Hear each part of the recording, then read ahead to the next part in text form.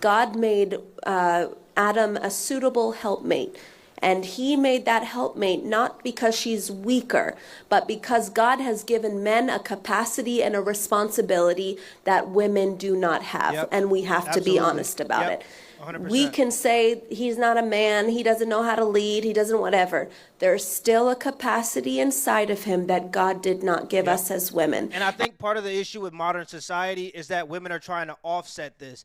I think that women want to be treated as the weaker vessel in society by men, but if men outwardly acknowledge that women are the weaker vessel, it's seen as misogyny or the hatred of women, if you get what I'm saying. And I think that offsets the balance, because I think that when women understand that the job that the men are doing is more of a necessity than the job that the women are doing in society, especially currently, it gives the women more of a respect for the sacrifices that men have to make in order for society to keep on going. What I'm basically trying to say is that masculinity is necessary for survival, but femininity is the thing that makes survival beautiful and makes it worth it. But femininity has to be protected by masculinity in order for it to exist. This is why you see women, when they go into the workforce, they become a little bit more masculine, because masculinity is necessary for survival. If you want pure femininity, it has to be protected by masculinity.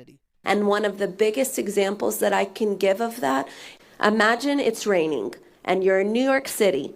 And if you've ever been to New York City or in France and it starts raining and people start selling umbrellas on the street, those $5, $10 umbrellas, they're not worth much, but they get the job done until you get home. True. Imagine you have that man. You have the man that gets the job done, isn't anything special, but he gets the job done. That man, no matter how little you view him, is made to handle the rain. Exactly. You were not made to handle the rain, but you were made to hold up that which can handle the rain. Exactly. If you didn't have that umbrella, you would come back home smelling like what you were poured on, what poured on you. When a man comes back in as that umbrella, he gets dried quickly, water repellent, it falls off of him, and no matter how equipped you thought he still was built for the rain. Exactly. The difference. And by the way, guys, I want y'all to know that all this is going on right now, but if you're a man, the rain is coming. All right, so if you're a guy, keep going into your financial stride, keep working on yourself, keep working on if you can stay fit into your 30s as a man, you are in RuneScape terms black with gold trim armor. Now, I know some people like the rune armor, some people like the dragon armor, blah, blah, blah, blah, blah, blah, blah, bloop. Okay, fine. But I'm saying, if you can stay in shape as a man, you moving into your financial stride, your beard growing in, you're working on your hygiene, you're working on your social skills, and you hit the age of 30 and you're fit, oh, you're the rarest mineral on the planet, because you can pay a woman to do some of the jobs that another woman can do. But a woman can't pay a man to pay their bills. So the thing, men have been treated like they're disposable for so long that men forget that you are a rarity. You are a necessity in the world. Life is a two-player game, and a lot of these ladies who's trying to play it on one player, they hitting this age where it's starting to switch a little bit, and they going through some struggles. I'm telling you right now, guys, if you just bear this, if you just be a little patient, keep working on yourself, it's coming. You are a rare necessity on the planet. You can see the writing on the wall. If you look at whatever side you believe in politically, it seems like they want to go to war with Iran. That might trigger World War III. Now, you may say that's a good thing. You may say that's a bad thing, depending on your politics. But at the end of the day, it seems like the rain is coming. You look at the economy. You look at tariff wars. You look at all these things going on in the world, and the rain is coming. For the past 60 years, we've been having a party, free sex. Everybody just have a blast. Transgenders, come on in. Now it's going to be time to buckle down, because things are getting harder. And if you think that you're going to be playing the game on one-player mode, especially as a woman, with this rain coming, you got another thing coming for you. So some of you want that Neiman Marcus umbrella. Some of you want the wood handle.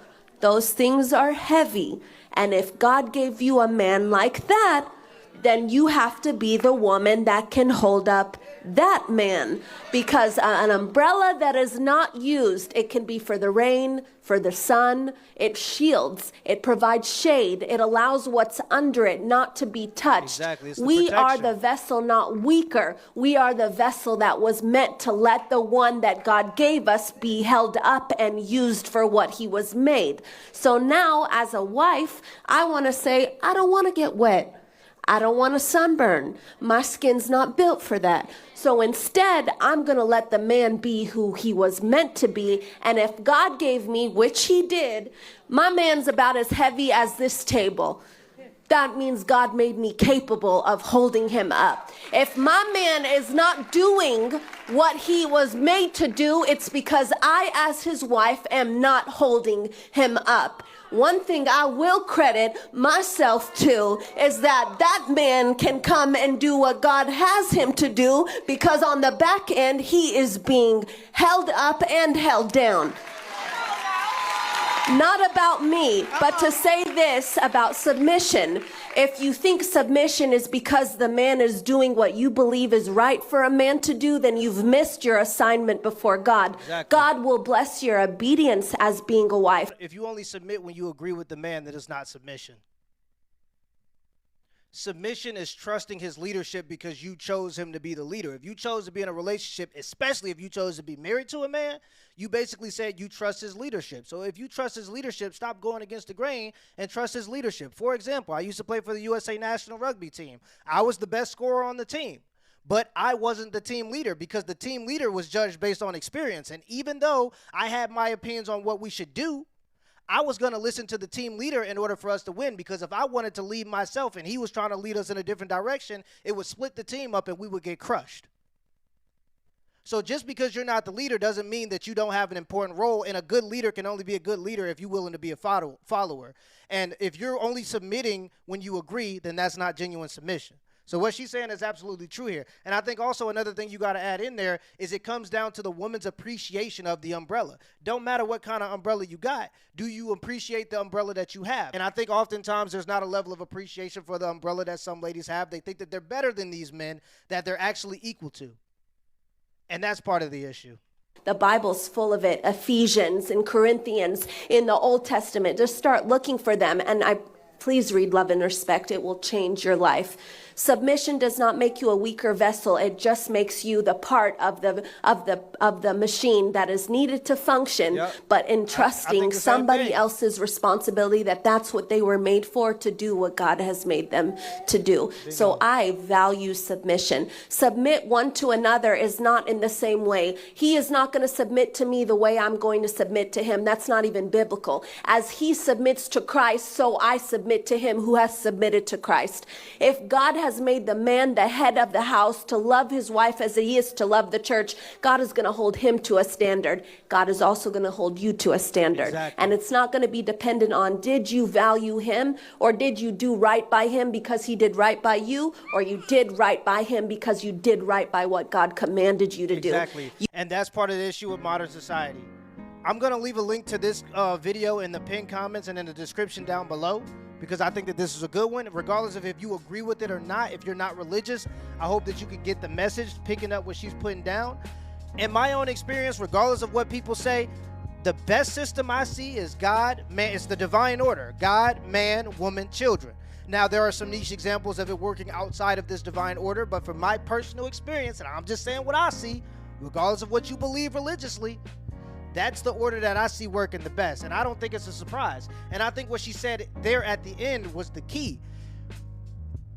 You as a woman ain't about doing what you're supposed to do as a woman if he's doing what he's supposed to do as a man. You're supposed to be trying to do right by something else. It's for your own standard to uphold yourself as a woman, to do your responsibilities. I think that people forget that marriage isn't about happiness. Marriage is about duty. And even the things that make you happy, sometimes you're unhappy when you have to do them. So when you see it as more of a duty, things that you're supposed to do regardless of your happiness or not, you'll see it in a different light. And I think that goes for anything that you want to be successful in life. If you want to have a good physique, you can't just go to the gym when it makes you happy. You got to do it sometimes when you don't want to do it. If you want a successful marriage, you can't do your duties only when when the other person's making you happy. You got to do them because you see them as your duties. So oftentimes I think this idea that marriage is about the woman's happiness or the man's happiness, when really it's about the stability to provide a stable household for the children. That's really what marriage is for. If we want to be quite honest, it's about a commitment to each other to provide stability for children,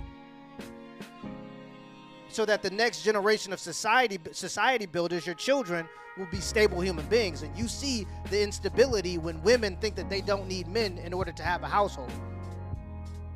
There are some women that think that they don't need men, and that could be true. Maybe you got the money to provide for yourself, but your children definitely need men. So if you want to procreate, you're going to need a father in that kid's life. Don't matter how much money you make, a two-parent household is always going to produce the best children.